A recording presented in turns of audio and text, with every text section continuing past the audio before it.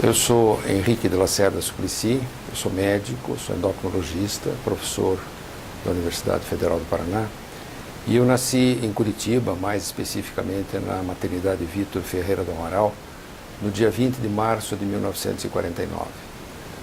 Nós estamos no dia 20 de fevereiro hoje, portanto, daqui a exatamente um mês eu farei 69 anos. Eu queria inicialmente agradecer o convite e dizer a todos que para mim é uma honra muito grande estar participando deste projeto Memórias, e dizer também que eu sempre valorizei muito a história. A história para mim é uma coisa que sempre foi muito importante, e eu sinto que na medida em que eu faço aniversário, em que os anos vão passando, esta história cada vez é mais importante. Então, os parabéns aos organizadores deste projeto. Eu gostaria de começar falando sobre a origem dos sobrenomes Lacerda e Suplicy. No ano de 1300 e alguma coisa já constava nos livros da prefeitura de Toulouse, na França, já constava o sobrenome Suplicy. Então é uma família que tem a sua origem em Toulouse, na França, uma família bastante antiga. E o meu tataravô, que tinha um nome pomposo, chamava-se Jean-Victor Etienne François Suplicy.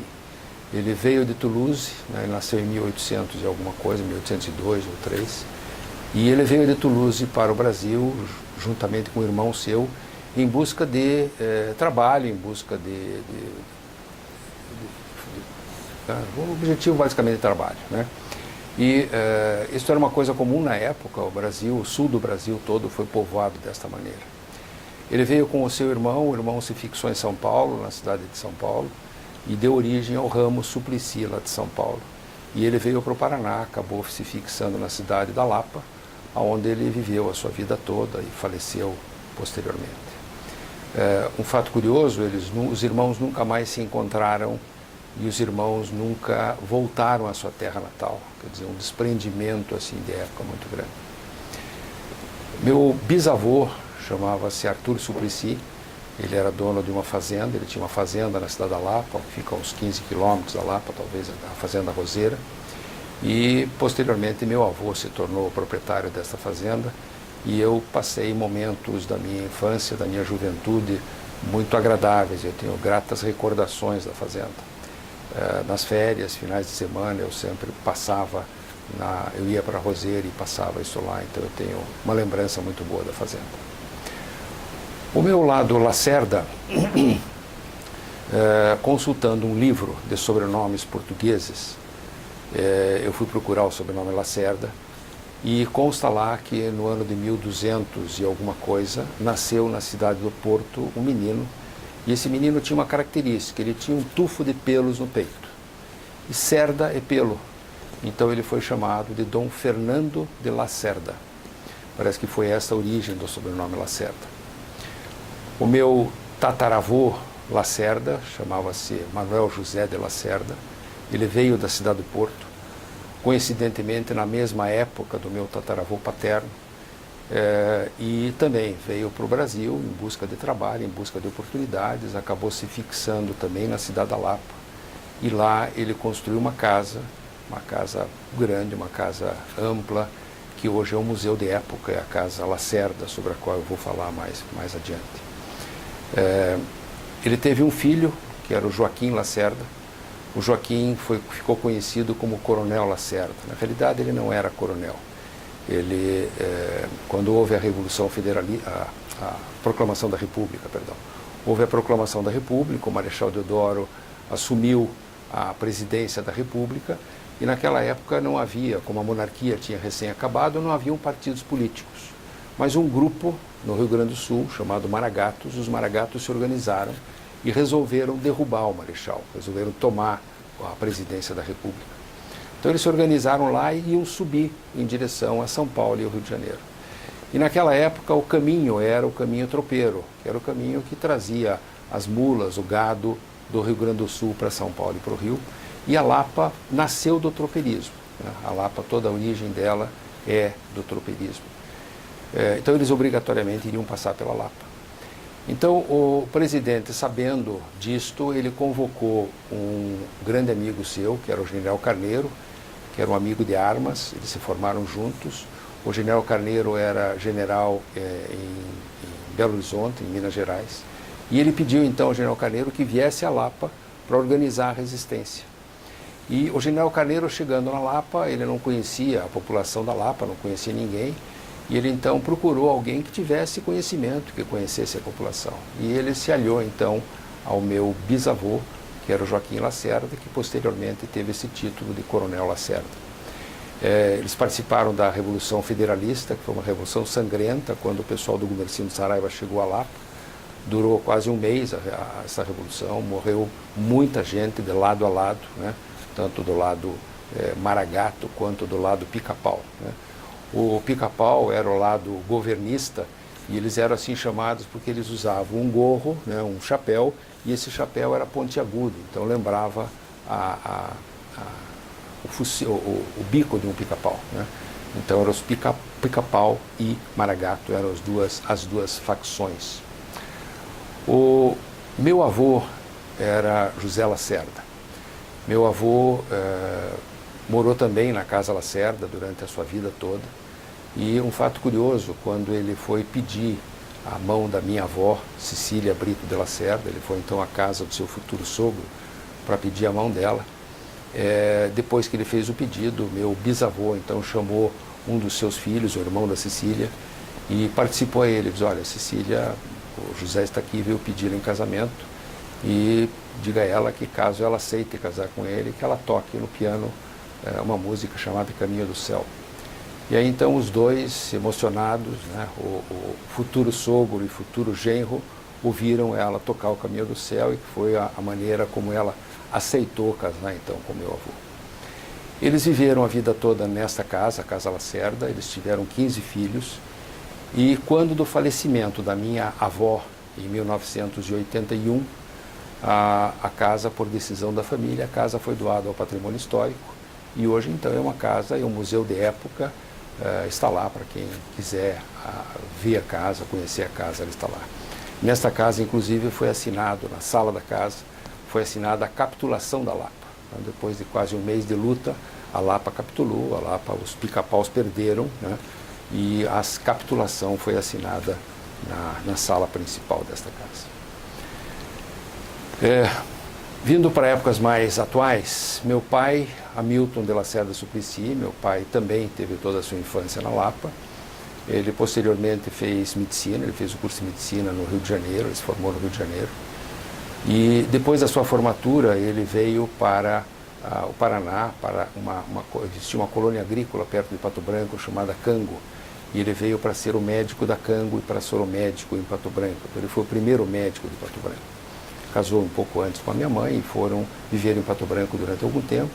Posteriormente ele veio para Curitiba, e aqui ele tinha como atividades profissionais, ele tinha um emprego na ocasião era IAPC, que depois se tornou INAMPS. Então ele tinha um emprego no IAPC, ele tinha um laboratório de análises clínicas, e ele era professor da Universidade Federal do Paraná. Ele era professor de patologia da Universidade Federal do Paraná, onde ele ocupou vários cargos. Então ele foi diretor do Departamento de Patologia, ele foi diretor do setor de Ciências de Saúde, que seria hoje o equivalente ao diretor, antigamente, perdão, o equivalente ao diretor da Faculdade de Medicina. Então ele teve vários cargos diretivos na faculdade. Dois outros fatos, né, importantes em relação a ele. Um deles foi que ele foi um dos fundadores da Academia Paranaense de Medicina. Ele foi o primeiro secretário da Academia Paranaense de Medicina. E uma segunda curiosidade: eu sou endocrinologista, e em 1957 foi fundada a Regional do Paraná da Sociedade Brasileira de Endocrinologia e Metabologia, e o meu pai é um dos signatários. Ele foi uma das pessoas que assinou a ata de fundação da Sociedade Paranaense de Endocrinologia, óbvio que sem fazer a mínima ideia que no futuro o seu filho seria endocrinologista. Minha mãe, Maria de Lourdes Lacerda Suplicy, também nasceu na cidade da Lapa, onde ela viveu a sua juventude toda. Teve um período só, depois do falecimento do meu avô, que eles moraram em São Paulo durante algum tempo, mas o restante da vida dela, né, até a juventude, até casar, foi na cidade da Lapa. Eles tiveram 4 filhos, por ordem cronológica. a minha irmã mais velha, Maria Luísa Suplicy hoje Gonçalves, casada com Alfredo de Assis Gonçalves Neto, que é um eminente advogado. O Alfredo é professor também, professor da Universidade Federal do Paraná, professor de Direito, uma pessoa de bastante destaque no meio jurídico paranaense e brasileiro. O segundo irmão sou eu. O terceiro tem o nome do meu pai, Hamilton de Lacerda Suplicy Júnior. Ele é engenheiro civil, casado com Marisa Porto de Souza. E o meu irmão caçula é o Gustavo Lacerda Suplicy, casado com Maria Carolina. Esqueci o sobrenome da Maria Carolina, perdão. Bom, eles tiveram então esses 4 filhos. A minha infância foi uma infância feliz, uma infância como era na época. Hoje não se tinha naquela época problemas de assalto, de segurança. Então foi uma infância de rua, de menino de rua, brincando, jogando bola de gude, jogando futebol, uma infância bastante feliz. Eu fiz as minhas primeiras letras, comecei a aprender a ler no grupo escolar Júlia Vanderlei. Esse grupo ficava umas 2 ou 3 quadras da nossa casa, ali no alto do Vicente Machado, e foi lá onde eu fiz as minhas primeiras letras. No segundo ano primário, no meu segundo ano primário, o Colégio Medianeira se instalou em Curitiba, então eu fui estudar no Colégio Medianeira. E eu fiz o segundo ano primário no Medianeira. Mas a distância era muito grande. Eu morava no alto do Vicente Machado e o Medianeira do outro lado da cidade. Eu era o primeiro a entrar no ônibus, né, que era um ônibus que passava para nos apanhar, e eu era o último a sair do ônibus. Então o tempo de ônibus, o cansaço do ônibus era muito grande, e isto fez com que eu então desistisse do Colégio Medianeira, e eu aí me mudei para o Colégio Santa Maria, que foi onde eu concluí o primário e onde eu fiz todo o meu curso ginasial. Na 4ª série do ginásio, eu me mudei do Colégio Santa Maria para o Colégio Estadual. E a razão desta mudança foi a Fazenda Roseira, que eu mencionei há pouco. Eu tinha um apreço muito grande pela Roseira, onde eu passava os meus finais de semana, as minhas férias. E no Colégio Santa Maria nós tínhamos obrigatoriamente, umas 2 vezes por mês, uma missa de domingo que era obrigatória, e aquilo contava com presença. E eu então não podia ir para a Fazenda, não podia ir para a Roseira. Então, em função disso, eu acabei me mudando, né? Acabei indo para o Colégio Estadual, que na época era um colégio de ponta, era um colégio muito bom. Então, eu concluí o meu curso científico no Colégio Estadual do Paraná. Em 1967, eu prestei o vestibular.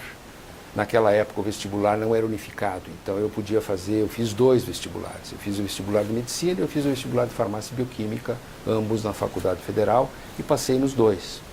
E tentei levar os 2 cursos, mas era muito puxado, era muito difícil, medicina exigia muito, e aí no segundo semestre do primeiro ano eu acabei cancelando o curso de Farmácia e Bioquímica, que era uma ideia minha eventual, porque meu pai tinha um laboratório de análises clínicas e quem sabe eu fosse trabalhar com ele.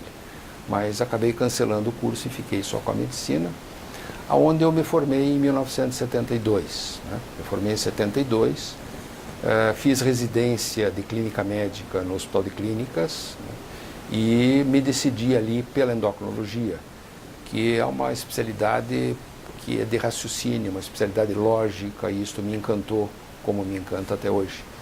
Então eu decidi fazer endocrinologia e saí em busca de um bom serviço de endocrinologia para poder fazer a minha pós-graduação. E acabei indo para o Rio de Janeiro. Lá existe um instituto, que é o Instituto Estadual de Diabetes e Endocrinologia, Luiz Capriglione, e eu fui então para o IED, e eu fiz o meu mestrado lá no IED. Em 1976 eu defendi a minha tese de mestrado na Pontifícia Universidade Católica do Rio de Janeiro, tendo feito este curso do IED. Voltei em 76 para Curitiba, e aqui um dos trabalhos meus aqui era no INAMPS. Eu havia feito um concurso para endocrinologista do INAMPS, e este era um dos meus trabalhos. E o que me segurou um tempo a mais no INAMPS, porque era um trabalho que não me trazia muita satisfação realmente esse serviço do INAMPS, né? Mas o que me segurou no INAMPS um tempo maior foi um serviço que eu estruturei lá de atendimento ao diabético. Nós tínhamos nutricionistas, nós tínhamos enfermagem de alto padrão, nós tínhamos psicóloga, nós tínhamos todo um aparato de medicamento, então isso me manteve ativo no INAMPS durante alguns anos. Em 76 também, na minha volta, no meu retorno, eu entrei no Hospital Nacional das Graças e eu fui o endocrinologista do Hospital Nacional das Graças durante mais de 20 anos.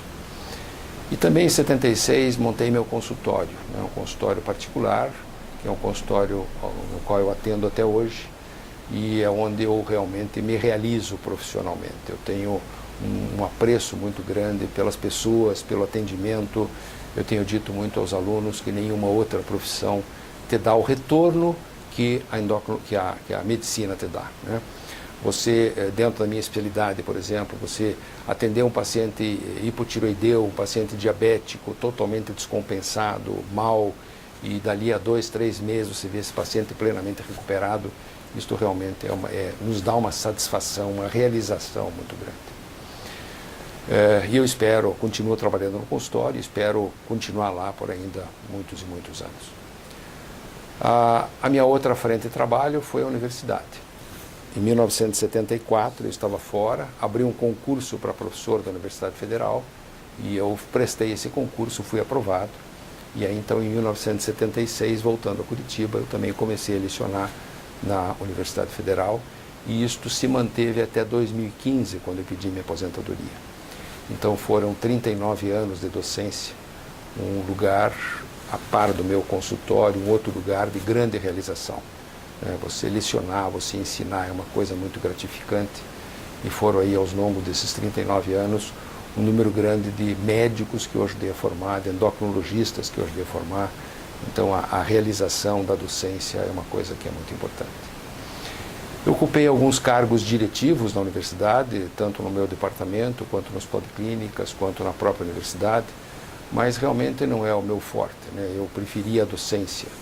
Então eu passei por alguns cargos diretivos, administrativos, mas a docência é que era a minha dedicação maior.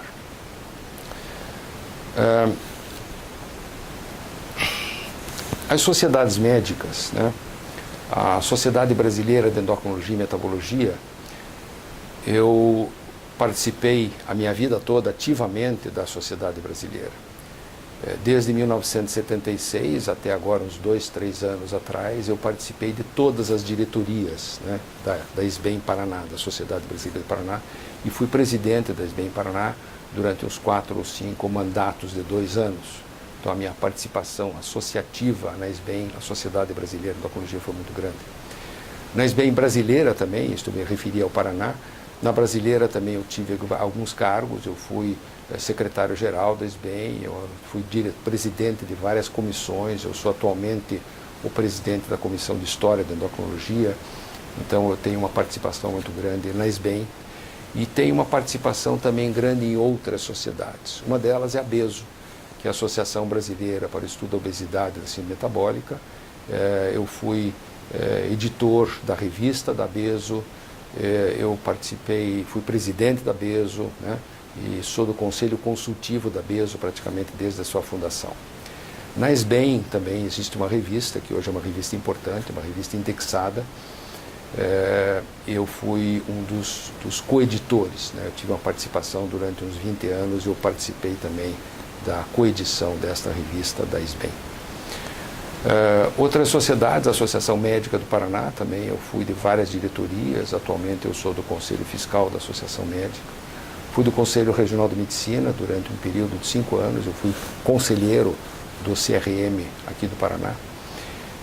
E atualmente eu sou membro titular da Academia Paranaense de Medicina, que foi aquela academia que lá atrás meu pai foi um dos fundadores, né? Foi uma das pessoas que fundou. Maria Lúcia Braga Capriglione. Maria Lúcia, minha esposa, entrou na minha vida muito cedo. Nós nos conhecemos muito jovens, durante o tempo todo da faculdade nós namoramos e casamos no ano em que eu me formei. Eu formei em 1972 e nós casamos em 1972. Ela é Braga Capriglione. O lado Capriglione dela é italiano, vem da região da Calábria, e o lado Braga é lapiano. Vejam que a influência da Lapa na minha vida é muito grande, né? Então o lado Braga dela é Lapiano. Mas com uma diferença muito grande, porque nossas famílias eram inimigas. A minha família era do lado Pica-Pau, era pró-governista, e a família dela era Maragato. E a gente hoje não imagina, mas a rusga que havia naquela época era uma coisa muito grande. Existia, cada grupo tinha um clube, então existia o clube Congresso, né, Congresso Recreativo, que era o clube dos Pica-Paus, existia o clube Lapiano, que era o clube dos Maragatos, e um não frequentava o clube do outro. A briga era tamanha que eles não passavam na frente da casa do inimigo, né? Então, na calçada da casa do outro, o indivíduo do outro partido não passava. Então, a coisa era... Hoje, claro que isso acabou, mas era um negócio que era violento. Eu não sei se é real ou não, mas contavam que a minha sogra veio embora da Lapa, veio para Curitiba, para evitar que ela casasse com Lacerda, né? Então, pode ser que isso seja verdade ou não sei. Mas o fato é que a filha dela acabou casando com Lacerda, né? E esta briga hoje está superada. E hoje eu brinco dizendo que não existe mais os pica-paus e os maragatos. Hoje existem os marapicas e os pica-gatos. Quer dizer, são uma mistura disso tudo, que são nossos filhos. Nós tivemos 3 filhos. A minha filha mais velha, a Ana Cecília Suplicy Níquel. Ana Cecília é casada com o Rogério Níquel. O Rogério é engenheiro mecânico. E a Ana Cecília é arquiteta. E a Ana e o Rogério nos deram 2 filhos, 2 netos maravilhosos. O neto mais velho, Bernardo, que está hoje com 17 anos, recém-feitos, e que nos deu a satisfação de passar em 2 vestibulares de engenharia mecânica. Ele vai começar daqui a 2 dias, ele começa a cursar engenharia mecânica aos 17 anos, recém-feitos, na Universidade Católica aqui de Curitiba. E o caçula dela é o Ricardo. O Ricardo estuda na escola suíça, o Ricardo fala alemão, é um menino também excepcional. O meu filho do meio é o Pedro Suplicy, Lacerda Suplicy, Pedro Capriglione Suplicy. O Pedro é engenheiro civil, ele casou com a Simone Jojima Sato. A Simone tem uma característica também curiosa, o pai da Simone era médico, ele faleceu agora recentemente. Ele era médico, ele era oftalmologista, e ele se formou no mesmo ano que eu. Eu formei na Federal, ele formou na Católica, e nós fomos colega de pronto-socorro municipal no Cajuru. Nós demos vários plantões juntos no Cajuru, e por um destino aí, a filha dele acabou casando com o meu filho. O Pedro é engenheiro civil, ele trabalha na Renault praticamente desde a sua formatura. Eles moraram na França durante um tempo, em Paris, trabalhando pela Renault, e hoje ele é diretor da Renault em Córdoba. E a minha filha caçula, Marimília Suplicy Albuquerque, ela casou com o Paulo Henrique Mussi de Albuquerque. O Paulo é dentista, o Paulo é ortodontista, e a Marimília é nutricionista. A Marimília fez nutrição aqui em Curitiba, posteriormente ela foi para São Paulo, na Escola Paulista, ela fez a sua pós-graduação em nutrição infantil, e hoje ela é nutricionista do Hospital Pequeno Príncipe e também atende no consultório particular. Ela me deu uma satisfação muito grande tempos atrás, quando ela voltou a Curitiba depois da sua pós-graduação. O meu consultório era amplo, tinha mais de uma sala, e ela trabalhou comigo durante algum tempo. Então a sensação de você trabalhar junto de um filho é uma coisa que é muito boa. Posteriormente, por várias razões, e o Paulo também tem um consultório que é grande, né, com mais de uma sala, ela hoje trabalha com o marido. Os 2 tiveram 2 filhas, que são 2 netas queridas. A Estela, que está hoje com 7 anos, e a Carolina, que hoje está com 5 anos. São 2 meninas que valem ouro, são fantásticas.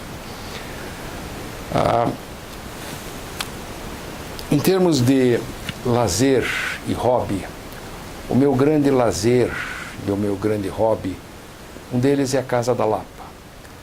Existia, como eu falei, a Casa Lacerda na Lapa, e nós tínhamos uma outra casa, que era a casa que era do meu avô, ficou por herança para o meu pai, e a Casa da Lapa, esta casa hoje é minha.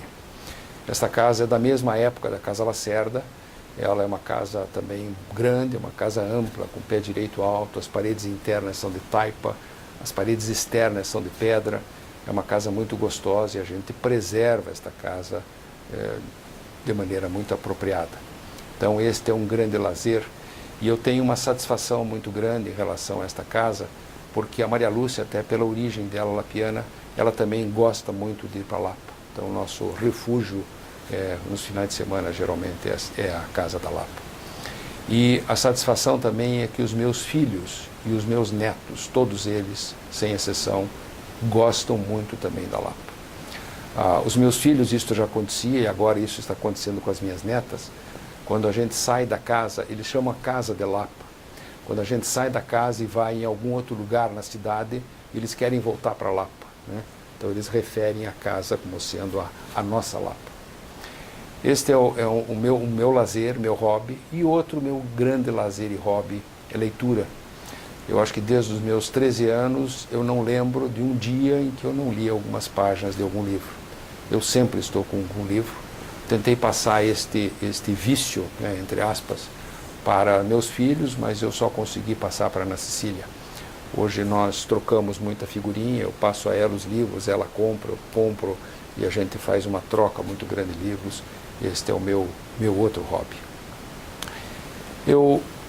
É difícil resumir uma vida em 30 minutos, mas esta é a minha vida, resumidamente. E eu queria só, antes de encerrar, fazer um agradecimento muito especial a Maria Lúcia, que foi uma companheira fantástica de toda uma vida. Meu porto de ancoragem nos momentos difíceis. Então a ela, o meu muito obrigado por toda esta vida. Muito obrigado.